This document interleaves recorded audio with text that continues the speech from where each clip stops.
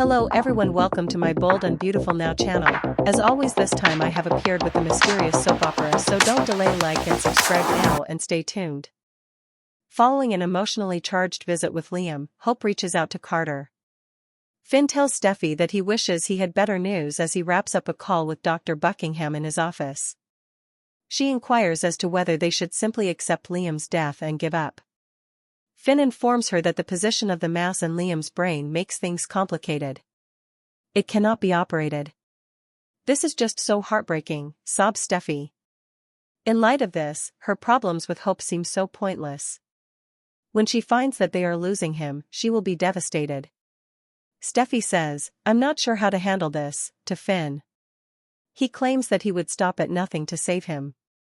Finn clarifies that they are unsure of how long he will have this kind of brain mass. Steffi discusses Liam's desire to conceal his illness. However, Hope is entitled to the truth. Advice from Liam. Liam tells Hope at the Cliff home that Steffi and Finn are nice for letting him stay in the guest house. Why doesn't he stay at his dad's house, she asks. Liam reminds her that they should be discussing her and that he enjoys seeing the water. He is always asking her to pardon Carter. He wants her to give Carter another chance, Hope assumes. She asserts that being single is perfectly acceptable. Liam is aware of her longing for Carter. We underestimate how short life is. Every second matters. Avoid wasting it.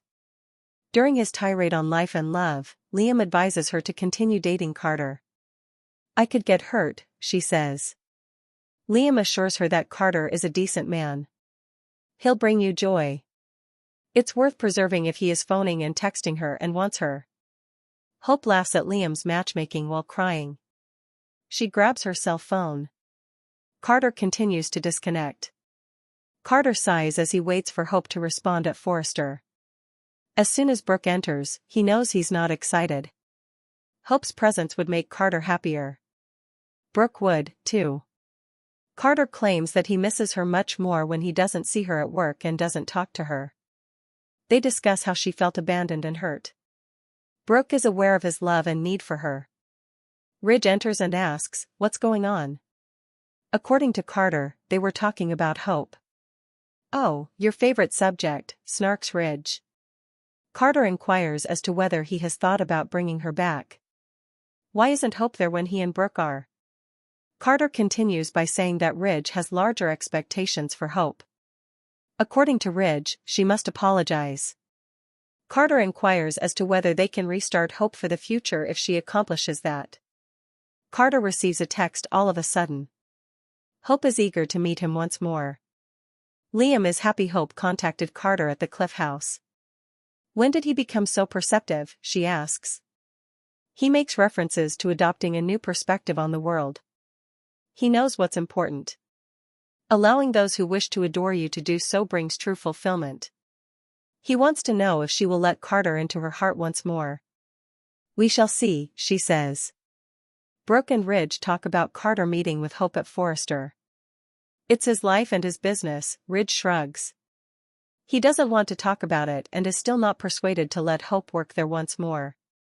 In the end, it's Steffi's decision, not his. Brooke hopes that everyone will get along. She reflects that she senses a slight change. They discuss the showstopper's magic. Brooke enjoyed being the center of attention. "Never a dull moment," says Ridge. Brooke believes those times will occur more frequently. "I do think there is hope for the future." She acknowledges that the legendary showstopper felt amazing. Ridge is unsure which was more iconic, Brooke or the clothing. According to Brooke, she loved performing with him on stage. Following their romance, they relive the scene at the conclusion of the fashion show. "I will never give up on us," Brooke assures him. Our fate. Liam's error. As Steffi enters the Cliff House, Liam spills his tablets. Sighing, he admits to being a fool. Steffi inquires about Hope's experience. Liam acknowledges that he was unable to be honest with her. He is still going through this himself. All he wanted was an ordinary discussion. Liam believes that Hope's romantic life may need some assistance.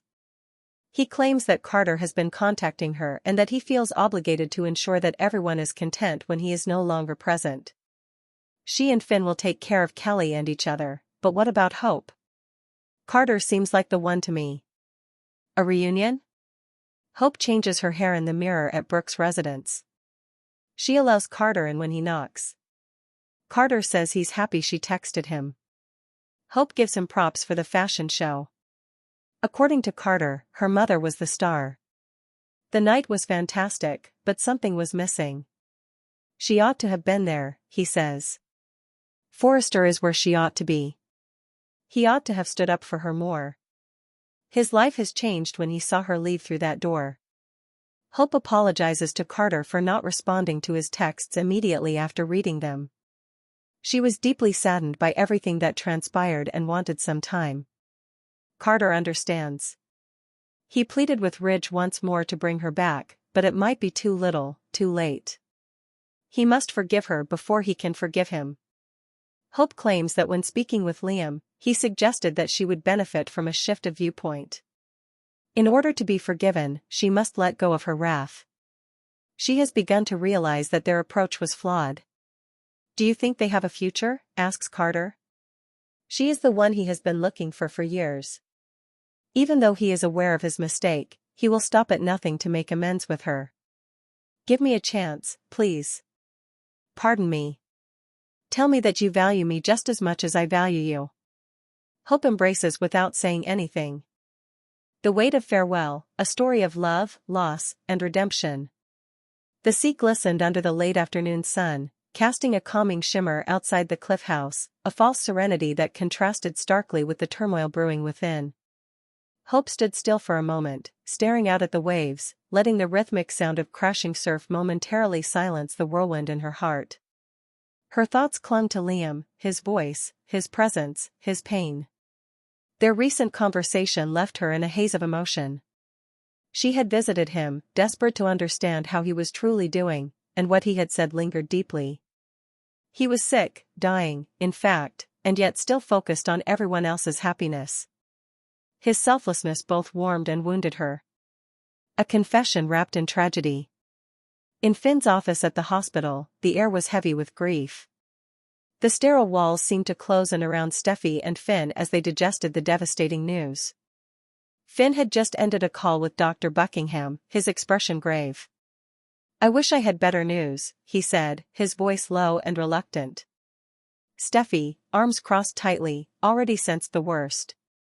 She clung to a hope that had always been there for her, a belief that medicine, technology, and miracles could intervene. But Finn's next words shattered that fragile illusion. The mass in Liam's brain, it's inoperable. It was a cruel blow, a sentence that took the breath from her lungs. She turned away, her hand covering her mouth as tears streamed down her cheeks. This is just so heartbreaking, she sobbed. And everything with Hope, it suddenly seemed so small. So pointless. She wasn't wrong. In the face of losing Liam, her petty arguments with Hope, their past betrayals and tensions, all felt inconsequential. Life was proving to be as fragile as it was unpredictable. I'm not sure how to handle this, Steffi admitted, her voice quivering.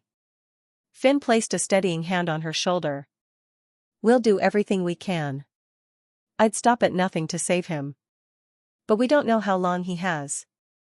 Their uncertainty was like a ticking clock, one that no one could read, but everyone could hear. Hope and the unspoken goodbye. At the Cliff House, Liam welcomed Hope with a tired smile. The guest house had become his sanctuary, and Steffi and Finn's generosity in letting him stay there hadn't gone unnoticed. Why not stay at your dad's? Hope had asked, a fair question. Liam chuckled softly. I like the view here. It helps me think. What he didn't say was that he didn't want to burden his father, or that he needed this peace before everything slipped away. Hope was trying to act normal, but something about Liam's tone unsettled her. He was too reflective, too at ease with letting go. Then he steered the conversation in an unexpected direction, Carter. Liam began nudging her gently, yet persistently, toward forgiveness. You're allowed to be single, sure, he said, but we both know you're not happy like this. You miss him. And Carter, he misses you. Hope bristled at first. After everything that had happened, could she really just let it go? But Liam pressed on. We underestimate how short life really is, he said. Every second counts. Don't waste yours. There was something haunting in his words. A farewell cloaked in advice. And though Hope laughed, wiping away tears, she understood. This wasn't just about Carter. This was Liam, trying to ensure the people he loved would be okay when he was gone. Carter's loneliness. Elsewhere, Carter waited at Forrester, surrounded by luxury but weighed down by emptiness. He sighed as he glanced again at his phone, still no message from Hope. The silence was deafening. Brooke entered the room, sensing his sadness. The conversation turned quickly to Hope, and Carter didn't hide how much he missed her. She made this place feel different, he admitted. Without her here, it's just work. Brooke sympathized. She knew how deep Carter's feelings ran. Then Ridge walked in, his usual sarcasm in tow. Talking about Hope again, huh? He quipped. Carter didn't shy away. She deserves a place here. Just like the rest of us. Ridge shrugged. He wasn't ready to forgive or forget. But that wasn't the point. Hope had reached out. Carter's phone buzzed with a message that made his heart skip. Hope wanted to see him again. Reckoning at the Cliff House. Back at the Cliff House, Liam watched Hope leave. A bittersweet joy filled him. She was reconnecting with Carter, perhaps giving herself the second chance he could never take. But when Steffi entered moments later, reality crashed back in. He fumbled with his pills, and they spilled across the floor. Steffi noticed. Are you okay? Liam sat heavily, sighing. I'm a fool. She joined him, worry etched across her face. I couldn't even tell Hope the truth, he confessed. I just wanted to talk, like we used to. No sadness. No drama. But even in his concealment, Liam had made his point. He told Hope that Carter was a good man. That she deserved love. That someone would need to look after her when he was no longer around. Carter seems like the one to me, Liam whispered, more to himself than anyone else. The reunion. At Brooke's home, Hope stood before a mirror. She had changed her hair, seeking some small sense of control in a life that felt unmoored. When Carter arrived, there was a beat of silence, a pause filled with every word they hadn't said. I'm glad you texted, Carter said, cautiously optimistic. They talked. About the show, about missed opportunities, about feelings that never really went away. Carter confessed how deeply her absence had affected him. You should have been there, he said. I should have fought for you harder. Hope apologized, finally. For the silence. For the confusion. For not answering when he needed her to. She explained how Liam had helped her see things differently. I've been holding on to anger, she said. And it's been holding me back. Carter stepped closer. His eyes searched hers for permission, for a signal that it wasn't too late. I've been looking for you for years, he said. Please, give me a chance. Tell me that I still matter to you. Hope didn't speak. She stepped forward and embraced him, letting the gesture say what words could not. Brooke and Ridge, echoes of the past. Meanwhile, at Forrester, Brooke and Ridge reflected on it all. Hope and Carter. The fashion show. The magic that had once been a constant in their lives. Never a dull moment, Ridge quipped. Brooke smiled, nostalgic. I think there's hope for the future. Her double entendre wasn't lost on Ridge. Hope Logan was her daughter, but also a symbol of creativity, passion, and rebirth. Maybe there was room for forgiveness, after all. A bittersweet tomorrow. Time was no longer on Liam's side. He knew it. So did Finn and Steffi. But in the days that followed, something began to shift. It wasn't just about endings anymore. It was about what could still be made whole. Hope had started to heal. Carter was learning how to forgive. Brooke and Ridge were finding comfort in shared memories. Even Steffi, in her grief, rediscovered a quiet gratitude for the people in her life. And Liam, though quietly slipping away, had given them all one last gift, the reminder that love, when embraced fully and freely, can outlast even death. In a world often built on dramatic highs and painful lows, the most powerful stories are the ones of redemption, of forgiveness, of second chances. And so, beneath the golden sky and beside the endless ocean, hope stirred once again.